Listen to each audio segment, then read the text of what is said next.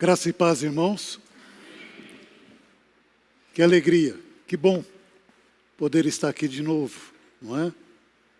Depois aí de alguns dias afastado, e você não sabe quanto é difícil ficar longe de vocês. É muito ruim, muito ruim. Não é? Eu e a Ítala ainda comentávamos, que saudade da igreja. Tanto que domingo passado eu praticamente não fiz nada, mas estava aqui para matar a saudade. No entanto, essa saudade não é uma saudade qualquer.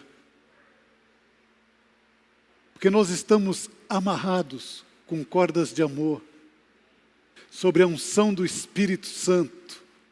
Isso nos faz realmente uma grande família.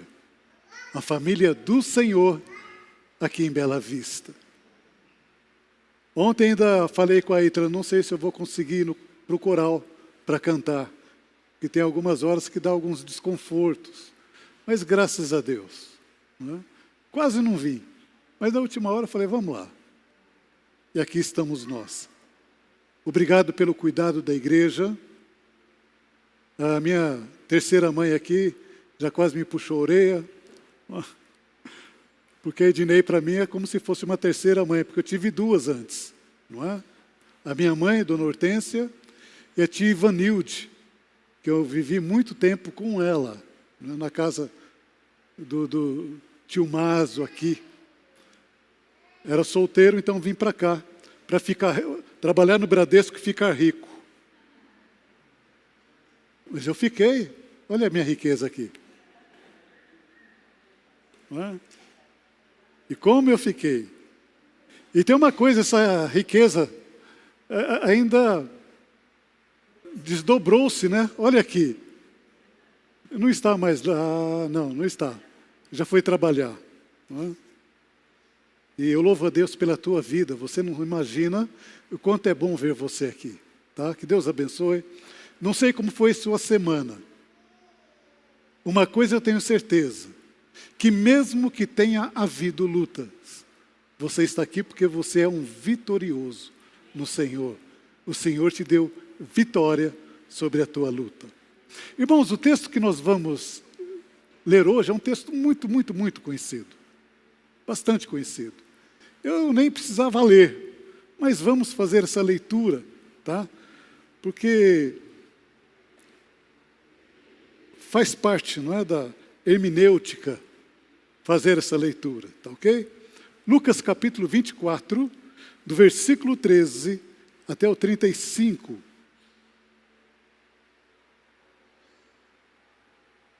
Os discípulos no caminho de Emaús.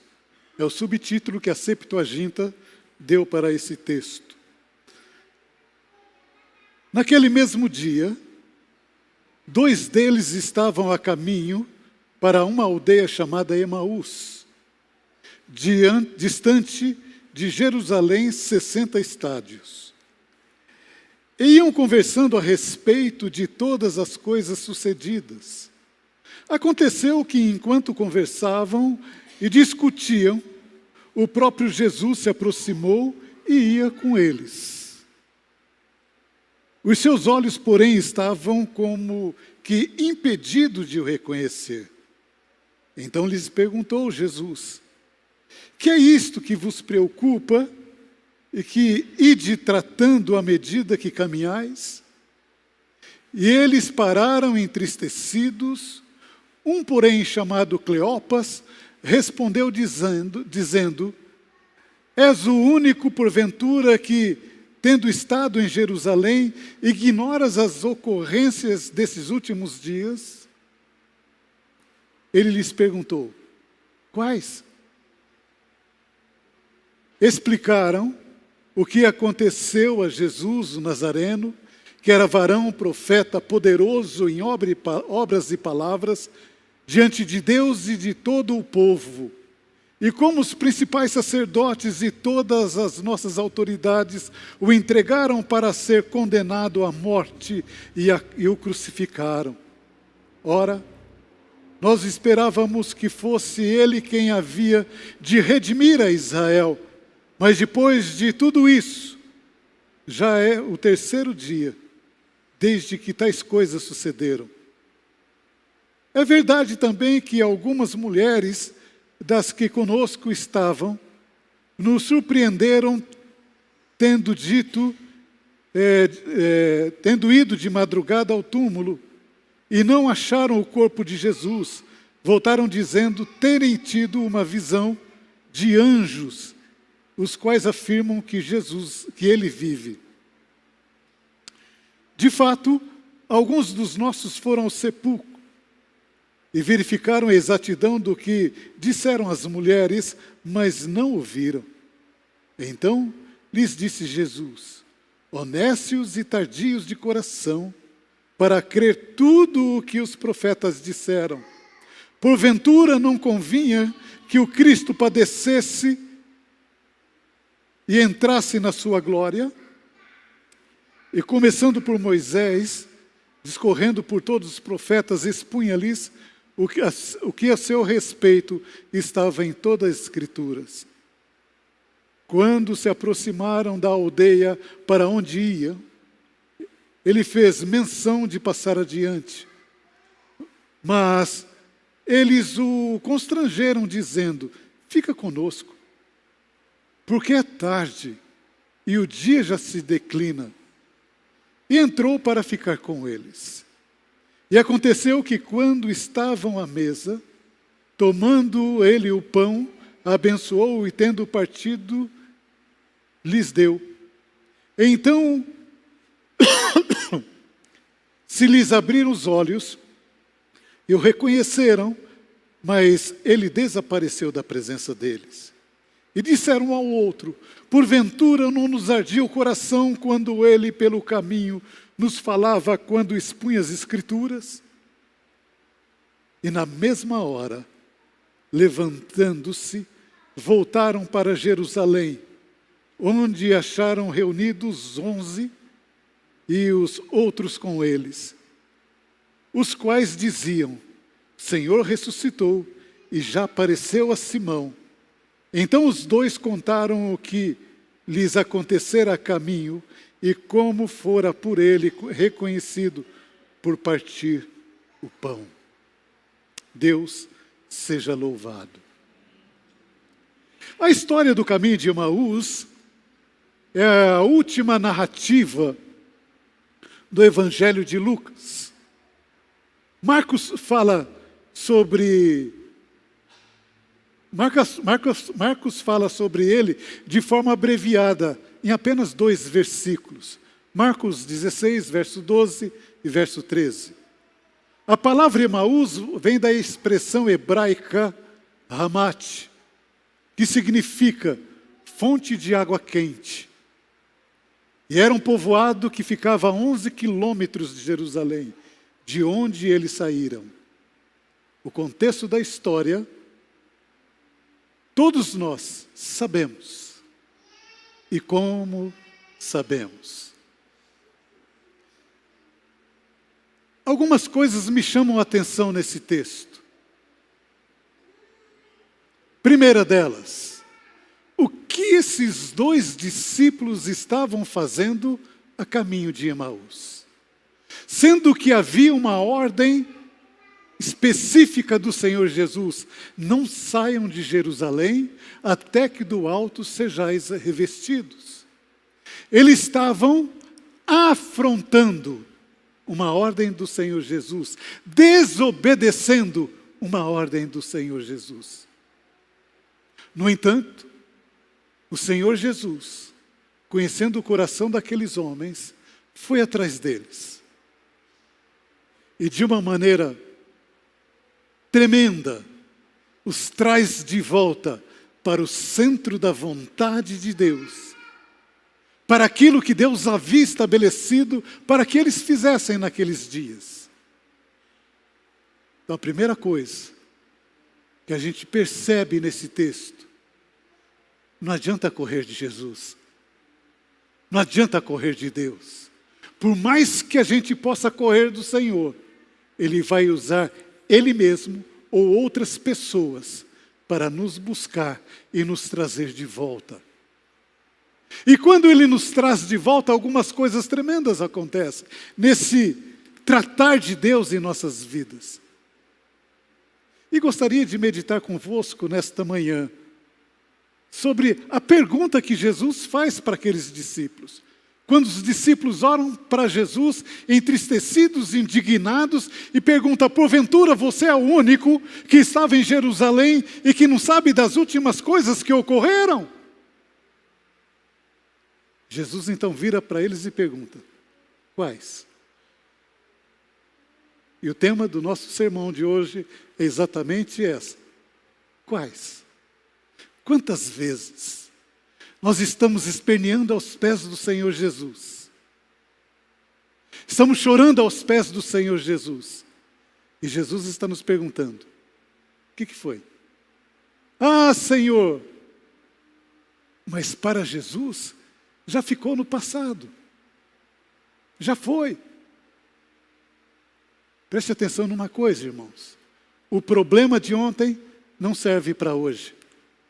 Basta para cada dia seu mal. Também a bênção de ontem não serve para a bênção de hoje, para o dia de hoje. Sabe por quê? Porque nós somos chamados em viver em novidade de vida. Vida nova todo dia. É renovo no Senhor todo dia. E quando Jesus está perguntando para aqueles homens quais são essas coisas que têm acontecido, porque Jesus já estava ressurreto. Não estava mais morto. O seu sonho que você pensa que ficou no passado, que está enterrado, não está não, está vivo, porque Jesus está vivo. E Jesus pode reverter todo e qualquer quadro. Irmãos, 6 anos sofrendo muito. E Jesus reverteu em 3 horas de cirurgia. Ele pode fazer isso com você. Fez isso comigo. Pode fazer com qualquer um de nós. Ah, pastor, mas o meu sonho é impossível. Não diga isso. Porque nós servimos o Deus. Deus do quê? Dos impossíveis. Não existe impossível para Deus. Ah, Senhor, mas o Senhor não conhece o problema. Eu não, mas quem tem que conhecer é Ele. Eu não vou resolver o seu problema. Quem vai resolver o seu problema é Ele. No entanto, lá estavam esses homens perplexos, entristecidos, por algo que na cabeça deles estava perpetuado. Mas no coração de Deus, a vitória já estava pronta. E o próprio Senhor Jesus então começa a conversar com aqueles homens. Ah, irmãos, quanto mais sede a gente tem de Deus, quando a gente começa a ouvir a voz do Senhor, o nosso coração queima. Nosso coração tem sede. Nosso coração tem fome. E ele queima quando ouvimos a palavra do Senhor. Por isso, queridos, nós como reformados que somos, não deixamos a palavra dele empoeirar. Não pode. Mas temos que comê-la dia a dia. Porque é o Senhor Jesus falando conosco. Aqueles homens, então, quando vão chegando em Emaús, Jesus faz menção que ia passar à frente e fala: Senhor, não faça isso. Entre em casa com a gente. Estamos no crepúsculo. De agora para frente há vários perigos, animais, homens ruins aí na beira do caminho. Fica com a gente. E Jesus então entra. Quero dizer para você que Jesus nunca saiu de dentro da tua casa. Jesus nunca saiu de dentro do teu coração. Mas quantas vezes as coisas que nos cercam não nos deixam ver aquilo que o Senhor tem feito. Aquilo que o Senhor tem realizado no dia a dia. Eu já falei para vocês que eu e a Ítala não éramos para estar aqui. Mas graças a Deus, o Senhor segurou o dedo daquele rapaz que nos assaltou.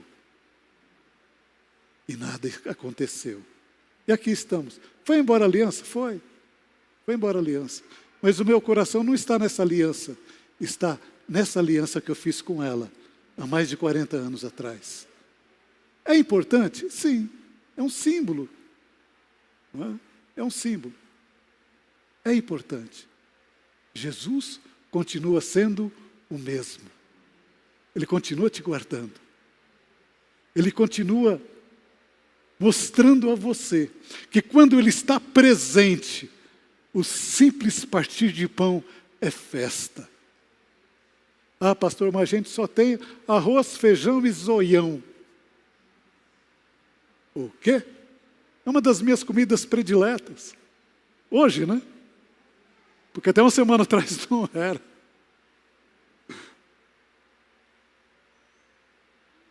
Zoião, relógio de pulso, né? Tem vários nomes. Ovo frito tem vários nomes. No entanto, quando a gente está entre pessoas que nos amam e que amam ao Senhor, não precisa de muita coisa para virar uma festa. Um pão com ovo vira uma folia, vira uma celebração. Não é? E o Senhor Jesus, então, quando entra naquele casebre, eles oferecem o pão para Jesus. Jesus simplesmente abençoa aquele pão. E nisso eles reconhecem Jesus. Quando reconhece Jesus, cadê Jesus? Não estava mais lá. Nós cremos pela fé, não é pelo ver. É lógico que a minha proposta, a proposta do meu ministério, é não pregar apenas para os ouvidos, mas para os olhos também. Porque assim era o ministério de Jesus. Quando a gente fala que a gente não precisa ver, a gente não precisa ver Deus, que tem convicção de que Ele está, mas o mover de Deus em nosso meio a gente precisa ver sim. Deus operando nas vidas, precisamos ver sim. Deus curando, Deus restaurando, Deus salvando, precisamos ver sim. Mas para isso acontecer, nós não precisamos ver Deus, pois Ele é Espírito, e Ele está aqui. E olha só que interessante, aqueles homens já vinham alguns dias ali no tumulto de Jerusalém e empreendem uma viagem de 11 quilômetros. Quantos aqui já andaram 11 quilômetros? Eu já. Um pouquinho mais. Um pouquinho mais. Não é fácil não. Quando você chega, você está querendo cama. E aqueles homens então que estavam cansados da viagem, de tudo aquilo que aconteceu em Jerusalém, mas quando eles reconhecem que aquele que estava com eles era Jesus, o cansaço vai embora. E no mesmo instante eles empreendem a outra viagem de volta para Jerusalém, para compartilhar. Então não venha com essa história, ah pastor, estou muito cansadinho. Pastor, só tenho dominguinho para dormir até... Logo domingo? Mas logo domingo. Não. Você está vindo à casa do Senhor não é para assistir um culto. Você está vindo à casa do Senhor para compartilhar aquilo que o Senhor fez em sua vida. A sua presença aqui é um compartilhar. Agora na escola dominical, não é? Fiquei muito feliz, a escola dominical hoje tinha bastante gente, não é? E pelo jeito vai aumentar. Só que a revista acabou. Ô Jonathan, a revista acabou, Jonathan. Eram 15, camarada, acabou. Temos que comprar mais.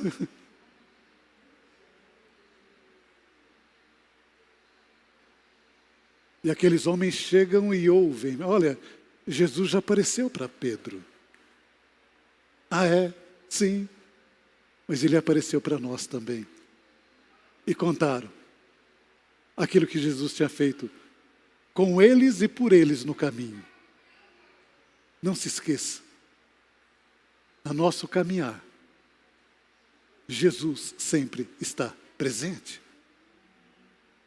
Não tem como você andar, você que é lavado e regenerado pelo sangue do Senhor, de achar que está andando sozinho. Nunca, jamais. É promessa dele. Eis que estou convosco todos os dias. Ah, ele não falou que era só no domingo? E na quarta-feira no estudo? Não. Todos os dias. Até a consumação dos séculos. Não se esqueçam disso. Agora, como projeto nosso, como projeto da igreja, o maior projeto que temos hoje é você. É te alimentar bem. Deixar vocês gordinhos como o pastor, tá? Brincadeira, isso aqui é só o cinto, tá? Estou gordo assim não.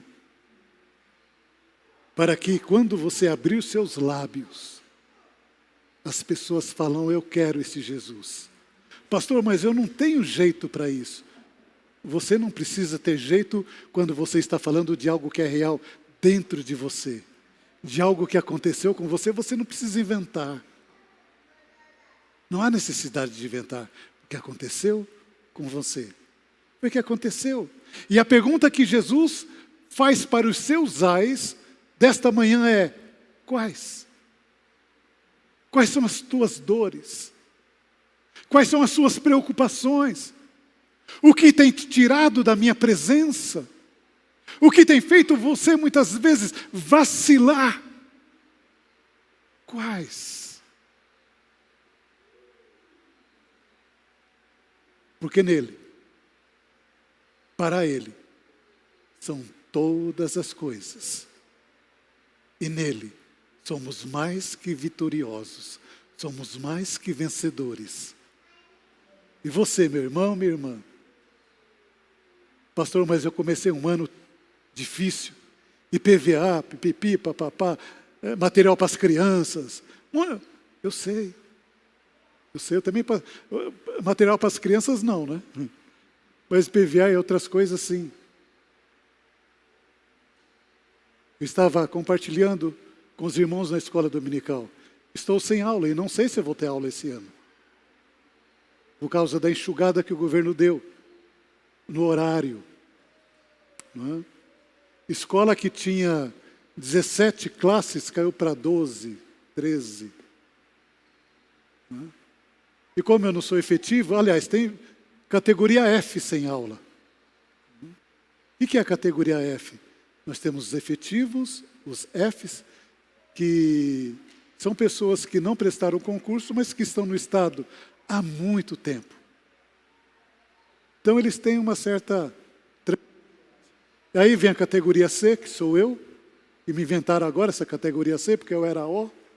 Né? Eu era O de otário, agora fiquei C de coitado. Não sei qual dos dois é pior, né? Mas estamos lá. Estamos aguardando. Só que nós já comentamos. Se Deus quiser que eu fique só com a igreja, eu vou ficar só com a igreja. E acabou. Milagre eu sei que é com Ele, não é comigo. Eu não sei fazer milagre. Milagre é com Ele. Não é? Eu sei que no coração dele, Ele está perguntando nesse momento para mim, quais? Eu não sei responder para Ele. Muitas vezes nós não temos a resposta para Ele. Mas Ele sabe. E Ele sabe o que é melhor para você. Ele sabe o que é melhor para o reino dEle. Porque você estando bem, você vai servir muito melhor ao reino dEle também. Quais? Se ficou uma interrogação no seu coração, não se preocupa não. Porque no meu também está. Eu também não sei responder. Tá? Quais? Mas Jesus sabe. E isso é suficiente. Amém? Nós sabemos que a caminhada cristã, ela pode ter momentos difíceis, mas nunca solitários. A não ser quando se tranca a casa, né? Cai e depois não dá para levantar, né? Oh, Jesus, eu vou roubar uma chave sua.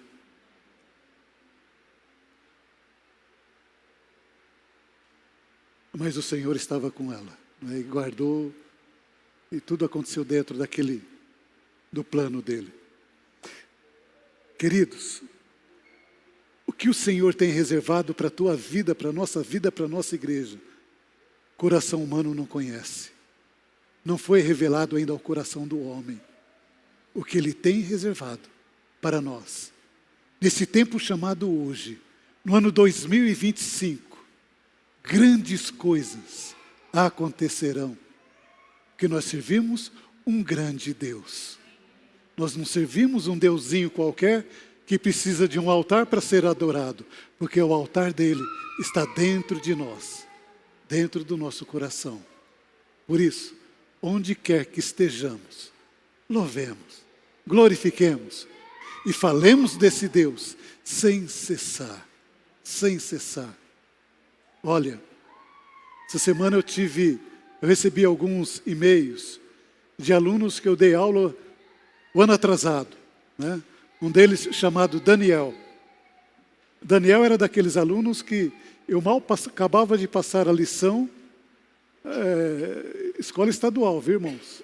Lá no Tarsila, tá? Alunos do Tarsila. Daniel chegava, professor, pode ver se está certo?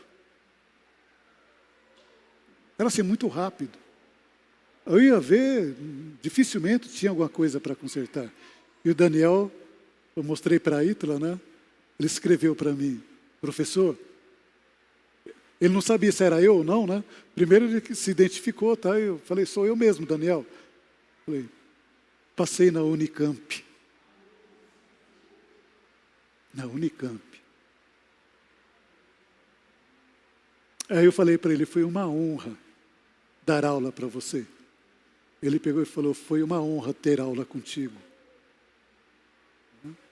Então, irmãos, isso veio também para dar uma acalentada nessa situação toda.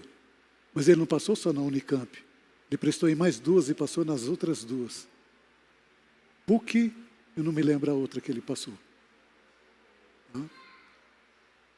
Isso é para mostrar que Deus está, mesmo que a gente, no meio da raiva, muitas vezes, no meio da confusão, mas Deus está lá. E como era importante, irmãos. Todas as vezes que aquele menino entregava as lições, eu devolvia, eu olhava, ele é um negro, alto, forte. Eu falava para ele, Deus o abençoe.